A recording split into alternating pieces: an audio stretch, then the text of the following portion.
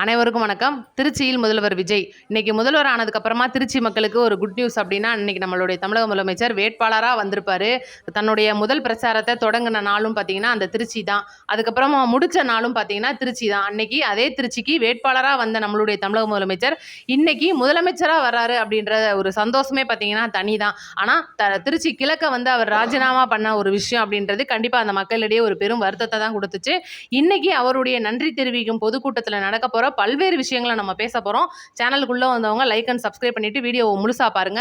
இன்னைக்கு என்னதான் வந்து இன்னைக்கு பொதுக்கூட்டம் நடத்தினா கூட 5000 பேருக்கு தான் அனுமதி, அதுவும் QR கோடோட அனுமதி அப்படின்றது ஒரு மிகப்பெரிய சர்ச்சையை ஏற்படுத்தி இருக்கு. ஏன்னா இவ்வளோ நாள் வந்து அவர் வந்து தேர்தல் பரப்புரைகளில் திமுகவுடைய ஆட்சியின் போது வந்து பரப்புரைக்கு வரும்போது ஒவ்வொரு இடத்துலையும் தடைக்கு மேலே தடை போட்டு குறிப்பாக 2000 பேர் 3000 பேர் 1000 பேர் 5000 பேர் நிர்வாகிகள் கூட்டத்துக்கு தான் அனுமதின்ற மாதிரி ஏகப்பட்ட தடைகளை தாண்டி நடத்தின பொதுக்கூட்டம் அந்த மாதிரிலாம் நம்ம பரப்புரைகள்லாம் பார்த்துருப்போம். ரோடு ஷோக்கு அனுமதி மறுப்பு. இன்னைக்கு தமிழக முதலமைச்சர் ஆனதுக்கு அப்புறமும் ஏன் 5000 பேருக்கு மட்டும் அனுமதி கொடுக்குறாருன்னு சொல்லிட்டு ஏகப்பட்ட கேள்விகளுக்கு இன்னைக்கு நம்ம பதில் சொல்ல வேண்டியிருக்கு.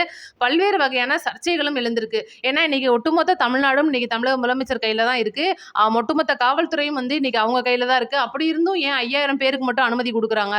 அப்ப 5000 பேர் தான் வந்து இன்னைக்கு விஜய் அவர்களுக்கு வந்து ஓட்டு போட்டிருக்காங்களா அப்படின்ற மாதிரி ஏகப்பட்ட கேள்வி. இன்னைக்கு திருச்சி விமான நிலையத்தில் தனி விமானம் மூலியமா இப்போ நம்ம வீடியோ பேசிட்டு இருக்கும்போது ஆல்ரெடி நம்மளுடைய தமிழக முதலமைச்சர் வீட்டிலேருந்து கிளம்பிட்டாரு. அதாவது அவருடைய பணிகள் முடிச்சுட்டு கோப்புகளில் சில கையெழுத்தெல்லாம் இட்டுட்டு கிளம்பிட்டாரு அப்படின்ற நியூஸ் வந்திருக்கு.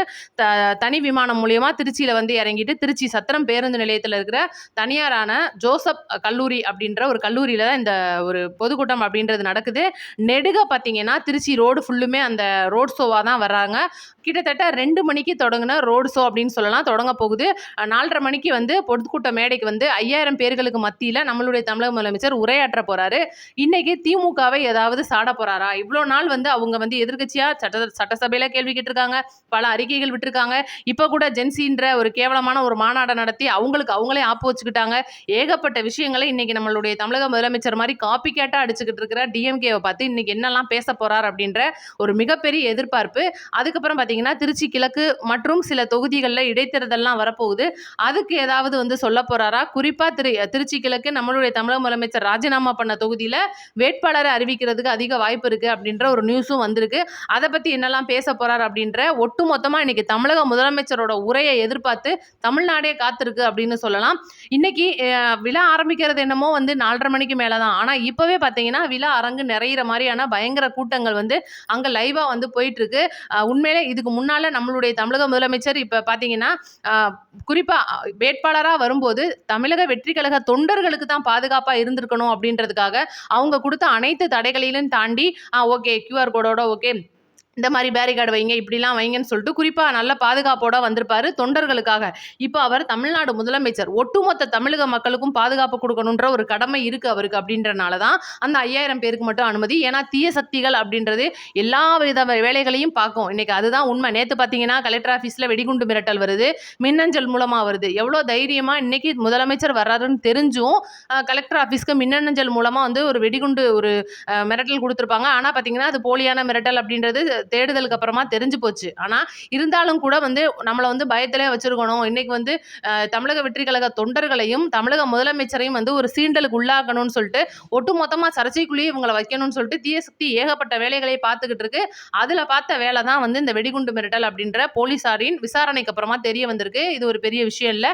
இன்னைக்கு ரொம்ப சூப்பரா வந்து அந்த விழா மேடையை ரெடி பண்ணியிருக்காங்க. அந்த பஸ்ஸில் எப்பவும் போல எப்படி நம்மளுடைய தமிழக முதலமைச்சர் பேசுவாரோ சிம்பிளான, நான் கூட மேடை போடுவாங்கன்னு நேற்று வீடியோவில் சொல்லியிருந்தேன். ஆனால் மேடை வேண்டாம், நம்மளுடைய பஸ்ஸிலே நின்று அவர் பேசிக்கிறேன்னு சொல்லி சொன்னதுக்கு அப்புறமா உடனடியாக பஸ் வந்து பனையூர்லேருந்து கிளம்பி திருச்சிக்கு போயிருக்கு அப்படின்ற நியூஸும் வந்துருந்துச்சு. இப்போ பஸ் அங்கே தான் நிற்கிது.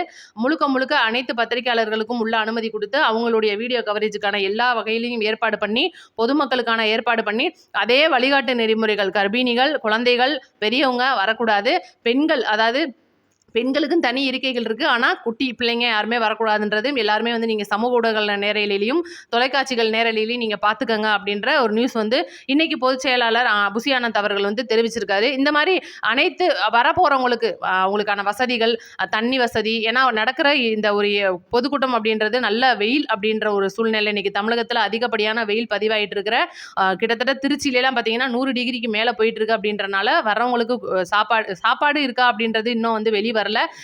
குடிதண்ணி வசதி வந்து ஃபுல்லா குடுத்துருக்காங்க. பாத்ரூம் வசதி ஏற்பாடு பண்ணி குடுத்துருக்காங்க. அங்க கட்சி நிர்வாகிகள் மற்றும் வேலை பார்க்குறவங்களுக்கு ஃபுல் அண்ட் ஃபுல் வந்து சாப்பாடு குடுத்து நீட்டா வந்து பார்த்துட்டு இருக்காங்க அப்படின்ற ஒரு தகவல் வந்திருக்கு. இன்னைக்கு நம்மளுடைய தமிழக முதலமைச்சர் விஜய் அவர்கள் பேச போறத நம்ம எல்லாம் அப்படின்றத பார்த்துட்டு உங்களுக்கு அடுத்த வீடியோல நான் வந்துடுறேன்.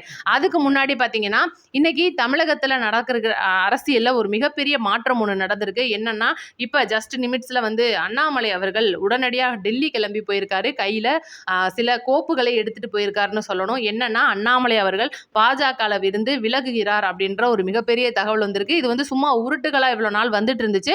இன்னைக்கு அதிகாரப்பூர்வமாவே விலக போறாரு. அதுக்காக பாத்தீங்கன்னா பாஜகவுடைய தலைவரான நிபின் அப்படின்றவரை சந்திக்கிறதுக்காக போயிட்டு இருக்காரு. சந்திச்ச கையோட திரும்ப வந்து, ஏன்னா அவர் ஆல்ரெடி நேபாளில் அவருடைய தனி கட்சி தனி கொடி சின்னத்தெல்லாம் வச்சு பூஜை பண்ணதா ஒரு தகவல் வந்துச்சு. ஆனா அது எந்த அளவுக்கு உண்மை அப்படின்றது தெரியல. ஆனா இப்போ அவர் தனி கட்சி ஆரம்பிக்க போறதும் தமிழகத்துல நடக்க போற இடைத்தேர்தல்ல களமிறங்க போறதுமான ஒரு மிகப்பெரிய தகவல் வந்திருக்கு. ஏன்னா இன்னைக்கு அண்ணாமலை வந்து ஒரு கட்சி ஆரம்பிக்கிறாரு அப்படின்றது சாதாரண விஷயம் கிடையாது. அவரால் இடைத்தேர்தல் அப்படின்றத தாண்டி பொது தேர்தலில் நிற்கும் போது பார்த்தீங்கன்னா 234 தொகுதிக்குமான ஆட்கள் போடணும். அப்ப கண்டிப்பா அந்த அளவுக்கு நிதி இருக்குமான்றதெல்லாம் வந்து கேள்விக்குறி. இன்னைக்கு இடைத்தேர்தல் அப்படின்னும் போது இன்னைக்கு கண்டிப்பா வந்து அவங்களோட சார்பில் ஒரு 5-6 பேரை வந்து போடுறதுக்கும் கட்சியோட செலவுகளை பார்க்கறதுக்கும் கண்டிப்பா ஏதுவா இருக்கும் அப்படின்றது அண்ணாமலை அவர்களுடைய ஒரு எண்ணமா இருக்கு. அவர் இதுக்காக யாருடைய ஆதரவை நாட போறாருன்னு பார்த்தீங்கன்னா, திரு ரஜினிகாந்த் அவர்கள், இன்னைக்கு ஒரு சூப்பர் ஸ்டாரா இருக்கிற ரஜினிகாந்த் அவர்களுடைய ஆதரவை பெற்று அனைத்து இடைத்தேர்தல்களிலும் இப்ப அனைத்து தொகுதிகளிலும் இடைத்தேர்தலில் நின்று அவருடைய ஒரு பெர்சன்டேஜா காட்டணும் அப்படின்ற மிக முனைப்போட இருக்கிறதா ஒரு பெரிய தகவல் ஒன்று வந்திருக்கு. இது வந்து கண்டிப்பா எந்த அளவுக்கு உண்மையா இருக்கும். ஏன்னா இன்னைக்கு பாஜக இருக்கிற அமித்ஷா அவர்களுக்கு ரொம்பவே நெருக்கமான அண்ணாமலை அவர்கள்.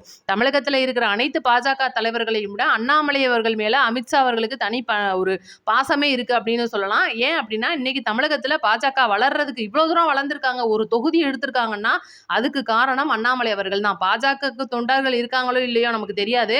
அண்ணாமலை அவர்களுக்கு தொண்டர்கள் இருக்காங்க, அது வந்து மறுக்க முடியாத உண்மை. இன்னைக்கு நம்மளுடைய தமிழக முதலமைச்சருக்கு போட்டியா அண்ணாமலை தான் இருக்காருன்னு சொல்லிட்டு அவங்களுடைய தொண்டர்கள்லாம் காமெடியா சொல்லிட்டு இருக்காங்க. ஏன்னா ரஜினி வந்து இணைய போறாரு அப்படின்ற ஒரு தகவல்லாம் வருது. பார்ப்போம் எந்த அளவுக்கு உண்மை, இவங்கெல்லாம் வந்து உருட்டுறது உண்மைதானா அப்படின்றத நம்ம வந்து கண்டிப்பா டெஸ்ட் பண்ணி தான் பார்க்கணும். இன்னைக்கு இடைத்தேர்தலில் நின்னா நம்ம ஜெயிச்சிருவோம் அப்படின்றதும், நம்மளுடைய தமிழக முதலமைச்சர் ரிசைன் பண்ண திருச்சி தொகுதியை அண்ணாமலை அவர்கள் கையில் எடுக்க போறாரு, திருச்சி கிழக்க வந்து கையில் எடுக்க போறாரு அப்படின்ற ஒரு தகவலும் வந்திருக்கு. இனி போக போக பார்த்தீங்கன்னா என்னென்ன விஷயங்கள்லாம் வருது அப்படின்றத நம்ம பொறுமையா பார்க்கணும். அண்ணாமலை அவர்களை பொறுத்த வரைக்கும் இன்னைக்கு அவங்களுடைய தொண்டர்கள் இப்போ பார்த்தீங்கன்னா அவருக்கு ஜூன் 4 வந்து பிறந்த நாள் வருது. அவருடைய தொண்டர்கள் வந்து அவரை வந்து பயங்கர ஆஸ்வாசப்படுத்திட்டு இருக்காங்க. ஏகப்பட்ட இடங்கள்ல பார்த்தீங்கன்னா போஸ்டர் ஒட்டி, வா தலைவா வந்துரு, நம்ம தான் வந்து இனிமேல் தூக்கி நிறுத்தணும். ஆனா இதெல்லாம் ஒட்டுமொத்த நமக்கு பார்க்கும்போது கண்டிப்பா பாஜகவுடைய ஒரு மிகப்பெரிய ஒரு வேலையா இருக்குமோ, இதுல ஏதோ உள்கூத்து இருக்கு. ஏன்னா இன்னைக்கு எப்படி பார்த்தாலும் தாமரையை வந்து தமிழ்நாட்டுக்குள்ள மலர வைக்கவே முடியாது, இது வந்து உண்மை. ஆனா அண்ணாமலை அவர்களுடைய கட்சி அப்படின்றது பாத்தீங்கன்னா இளைஞர்கள் மத்தியில ஓரளவுக்கு வளர்றதுக்கு வாய்ப்பு இருக்கு. ஏன்னா அவருடைய தொண்டர்கள் அப்படின்னு சில இளைஞர்கள் இருக்காங்க. அவருடைய நேர்மைக்காக, அவர் எந்த அளவுக்கு நேர்மையானவர், அவர் எத்தனை கோடி ஊழல்லாம் பண்ணியிருக்கார் அப்படின்றத நம்ம அடுத்தடுத்த வீடியோக்களை நம்ம தெளிவாக தான் பேச போறோம். ஏன்னா கிட்டத்தட்ட 2000 கோடியை தாண்டுது. KN நேருவுக்கு ஈக்குவலா வர்றாப்ல. இந்த விஷயம்லாம் பார்த்தீங்கன்னா பெரிய ஃபைல்ஸா இருக்கு. எப்ப அண்ணாமலை அவர்கள் டிஎம்கே ஃபைல்ஸை ரெடி பண்ணாங்களோ அப்பவே பார்த்தீங்கன்னா டிஎம்கே வந்து அண்ணாமலையோட ஃபைல்ஸை ரெடி பண்ணியாச்சு. அதனால தான் பார்த்தீங்கன்னா ஒரு அமைச்சர்லாம் கூட அவருக்கு, அந்த அனிதா ராதாகிருஷ்ணன் நினைக்கிறேன், அந்த அமைச்சர்லாம் கூட அவருக்கு கேஸ் போட்டு, அமைச்சர் பொன்முடி வந்து ஒரு கேஸ் போட்டிருக்காரு. ஏகப்பட்ட விஷயங்களை அண்ணாமலையும் சிக்கியிருக்கார் அப்படின்ற பல தகவல்கள் இருக்கு. அடுத்தடுத்த தகவல்களோட அவரோட அரசியல் நகர்வை குறித்து நம்ம பெருசா விரிவா பேசுவோம். சேனலுக்குள்ள இருக்கிறவங்க மறக்காம ஸ்கிப் பண்ணாம பார்த்துருப்பீங்கன்னு நினைக்கிறேன். இந்த வீடியோ ஒரு 4 பேருக்கு ஷேர் பண்ணி விடுங்க. விஜய் அவர்கள் இன்னைக்கு திருச்சியில ஃபயரா பேசினதுக்கு அப்புறமா அடுத்த வீடியோல சந்திப்போம். நன்றி, வணக்கம்.